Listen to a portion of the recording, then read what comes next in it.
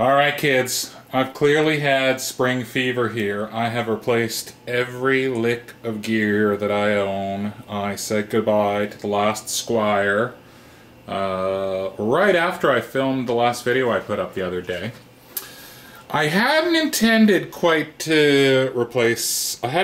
intended to buy this guitar, but when I saw it hanging in the store window where I went to drop off a used amp, I thought, wow, that's really nice looking. And then I saw on the sign that it had a luller in it, and I was like, whoa, that luller is worth almost exactly what they're asking for this guitar, which was $2.99. Yeah, $2.99 is pretty reasonable for this guitar used. But then, holy moly cannoli. So on top of that, there's a P90 in it. And a 57 reissue, this is a nice guitar. This is flawless. There's not a mark on this guitar. Literally not a single scratch. It says, what does it say there? Epiphone Custom Shop, limited edition. This is a gorgeous guitar. Just an absolute beauty to behold. And it's funny because it's exactly the same kind of guitar. I'd realized that I filmed one from a fella whose guitar I had in here just like this. That he had 5 strings on and the neck was all twisted on his one. But yeah, this is exactly the same kind of guitar, which is pretty funny. So I've already been out. I went online there yesterday and I happened to spot somebody who was selling a pair of these used. He only wanted, I think, 15 bucks. Seemed pretty reasonable to me. Not to have to order them or wait, but yeah, I don't know, I just don't like that. I'm gonna at least try this. Let's see if that looks good. But anyway, I have a few things I want to do to this, but not much. It plays really, really good, and that pickup is outstanding. And I'll tell you what, Vox AC15, holy shit, best amp I ever owned, ever, really. And I've been through a lot of them in the last couple of years, and over the course of, you know, my life. But yeah, this, wow, this is a nice amp. I traded this, Even Stevens, for the Trainer.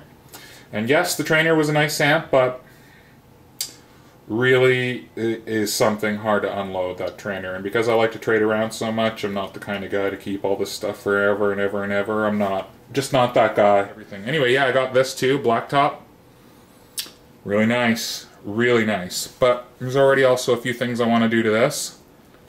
So as you can see here, my spring fever here, and that's all I own. So that's it. I've gone down from like 8 or 9 or 10 guitars and a few amps down to what you see right there. That's everything I own now. Well, that's not true. There's one small pile of shit downstairs amp. Oh yeah, it's right in the Red Rocket. But really, legitimately, this is all I own. And it feels nice. It felt really nice to declutter my space and declutter my life and declutter. There was just too much going on. I just had too many guitars in various states of disrepair or me wanting to do something to them, and it's really quite a weight lifted off my shoulders to have 2 guitars that I don't need to do anything to now. Like, they are players just the way they are. They play superbly, really well set up, sound great. They don't need a lick done to them. Either one of them. Anything I would do to either one of these guitars now would be purely just for wanting to do it. So I do have a few plans for that, but I'm not jumping headfirst into any of that. I'm going to focus on a few more customer type guitars. So let's go look at what I got going on now. And I was just thinking as I was walking down to the shop that I should explain the radical spring, you know, complete revamp of all my gear. Basically, I was just feeling overwhelmed personally by having all that, feeling like I couldn't do anything to my guitars without having to show it on my YouTube channel. And I'm sort of feeling like my personal guitars now should just start being personal guitars that I can just play. Without feeling like everything I do to them is something that I personally have to show on YouTube. I have enough other people bringing me their guitars that I've been actually turning away that I don't really need. I'm not dying for content, is I guess what I'm trying to say. I'm not, it's funny, I'm trying to set up this camera on the tripod while I'm explaining this. But anyway, yeah, I'm not dying for content in any way. So I'm just gonna focus on showing customer guitars. So let me show you one that I just got. So this is pretty cool. This is really neat. This is something I've never seen a guitar like this. This is like vintage modified. It's really relict. Here, let me bring you around. This is a really neat guitar. I haven't really played it or anything like that, but it's just gorgeous looking. I've never seen a vintage modified one like this. I don't even know what year it is. Let's see. 06? 2006? Wow. Anyway, it looks like it's from about 2006, but just look at that body, would ya? I mean, I don't love this overlay, whatever this vinyl is that they wrapped around the body. It's not my favorite thing, but it's cool looking. I would have personally preferred to see the body just like that. It's gorgeous. Heavy. It's heavy. It's a really nice looking guitar. Just needs setup. It's real vintage looking. So I'm going to be setting that up for her. She's got a few, just a few setup complaints. Apart from that, yeah. We're going to go ahead and set all that up for her. Oh, and Richard's guitar! Oh, geez, it's been ages since you guys saw this. The poor fella that got ripped off from the Scamcaster. So, I've redone his headstock here for him. Just a bit more glossy. I didn't put a new decal on, that's the original decal. This was just, it had a real matte finish. So what I've done is I've put a real nice glossy acrylic lacquer on there. By the way, I've been trying acrylic lacquer and I really like it. It's really nice. It's really nice to use acrylic lacquer. Stuff I had been using before was not acrylic. But I have now moved over to an acrylic automotive lacquer and it's really good. It's like superb.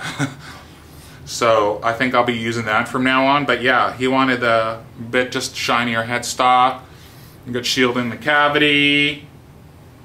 Also, the pickguard, which this needs finishing today. These were the pickups he had in that mint green pickguard. He didn't want to put that into this sage green guitar. I'm also doing a dummy coil for him, and this is something I've been meaning to make a video about, and I wish I had one, and I would make a video right now, but I'm actually fresh out of single coil pickups that I can destroy for this purpose. So I'll catch you up on where I've come to with this.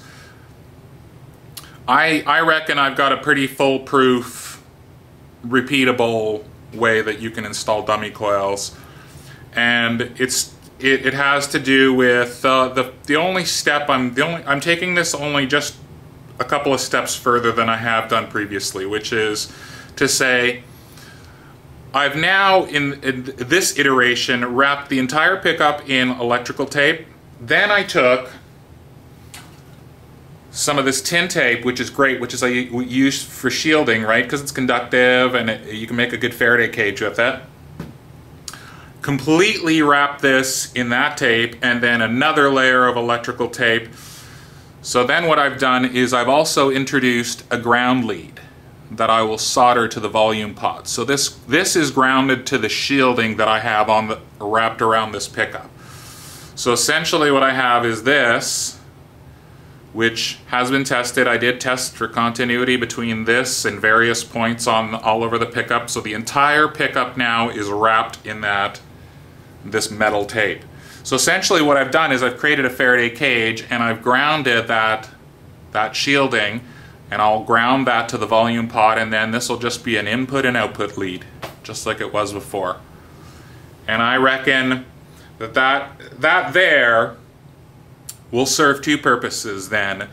Because I've now shielded it, it's going to prevent any like radio waves or any of that kind of stuff, or that sort of interference that you would get because it becomes an antenna, right? And then it's going to do its job of forcing the each of the coils through this other coil. And I'm telling you, it was working good, and it's been working great in every guitar I've put it into. I guess I've just been lucky, because I did some testing with this outside of the guitar, and it became really obvious really quick that this just becomes a radio antenna. So I've tried to alleviate that by basically by shielding it and then grounding the shielding. And I'm hoping that this will be the final iteration of this. And I wish I had, I will show that again. But that's going into this guitar. Oh, and I got the 51 back. So the 51, you guys remember this? This was ages ago, jeez. This is, I bought this guitar actually always with the idea of giving it to my mate. My neighbor's really good mate of mine now. His kids and my kids have been playing together for a few years now since we've been in this neighborhood, so we've become really good friends. He hadn't owned electric guitars up until now. In fact, you see Rob now and again. He's the guy sometimes you see singing and playing some of my guitars. That's Rob. But anyway, so I gave this guitar to Rob, and then Rob spent a little bit of money, and I got him some really nice pickups, some really nice Seymour Duncan pickups to put in this. So we got a Hot Rails here in the neck, and this is a Seymour Duncan Jazz pickup. Sounds great. So we've still got coil tapping there, this really nice little rotary switch, but it turns this into a fire-breathing monster. So I'm doing a bit of work. We're just putting in a brand new Graphtec nut at the moment, and I'm going to be redoing the lacquer on the neck because I had a bit of an issue with how the stain, we're trying to darken up the neck a bit, and on a couple of the frets the stain just didn't quite take the way I wanted it to, but so this guitar is almost done. But he has had that guitar playing and working. But he's just recently given it back so that we can carry through with the rest of our plans. So on this one I had put in a new headstock decal. That one turned out really good. It's probably one of the better ones that I did. All I did was replace just that really plain Jane looking one. But yeah, that's a bitchin' guitar now. That's a fire-breathing monster. So yeah, lots going on. I knocked up a new little desk over to the side so I could do like soldering and stuff like that. But as you can see, it's been overrun with crap already. Oh, so this is my now shop amp. This is what people can try their guitars and crap on. It's not a bad little amp. People don't know much about it, but it sounds not bad. It basically sounds like a Marshall. It's like a 55 watt solid state. Just totally sounds like a Marshall. There's no information about these things online. Apparently they were used at Ottawa Blues Fest. Apparently they're Asian. Like, I don't have a clue. There's no company listing for SGH. Never heard of these guys before ever in my life. But I'll tell you what, I paid $60 for it. And it's perfect. It's loud as fudge. And I can run an extension cab on it, which I have done. And it frees up a pile of space for me. As you can see now, I don't have a huge amplifier over here anymore, which is great for me. It frees up a lot of space. I don't need that huge amp. I'm really in love with the AC30. So yeah, the little shop is becoming a little less cluttered, a little more organized. I'm personally trying to become a bit more organized. I'm having to force myself into that sort of stuff. But, yeah, we're getting there. Anyway, so yeah. Okay, so yeah, I'm sorry. I didn't really intend for this to be another nonsensy type shop update, but I'm personally transitioning my own gear, and I'm trying to get more organized and feel a bit more professional down here with what I'm doing, and just trying to refocus my energy on being, I really still want to, tell stories about guitars. I don't want to really necessarily be like a how-to channel, so to speak. There's plenty of those guys out there. There's plenty of experts that you can go and watch do how-to. I mean, I do. I get tons of ideas from guys who really legitimately know what they're doing. And then I just go do my crazy own thing with that, and hopefully we can get some cool stories out of that. But yeah, so a few guitars on the go. I'm planning to show this green one here when it's done. I don't really necessarily think I'm going to film that going back together. No, you know, there's not visually there's not a big change, but certainly we'll get a little song out of it. That's for sure. Yeah, we'll see how good this. Hopefully, I can try to introduce some interference and see if I can make that fail. That'll be interesting. Okay guys, so guys and girls, I'm gonna leave the bullshit shop update at that. As for the swearing, let's just say carrying forward, I'm gonna try to keep it to a minimum. Okay, so I like the idea of being kid-friendly, but I'm also me. And if I'm honest, I swear a little bit in front of my kids. To me, they're just words.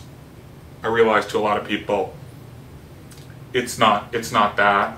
And my kids personally know the difference between using appropriate language at home versus at school or with grandma and grandpa or these sorts of things. They're not stupid. So yeah, okay, I'm gonna stop rambling. I'm fixing to be back with hopefully something cool soon. See y'all soon.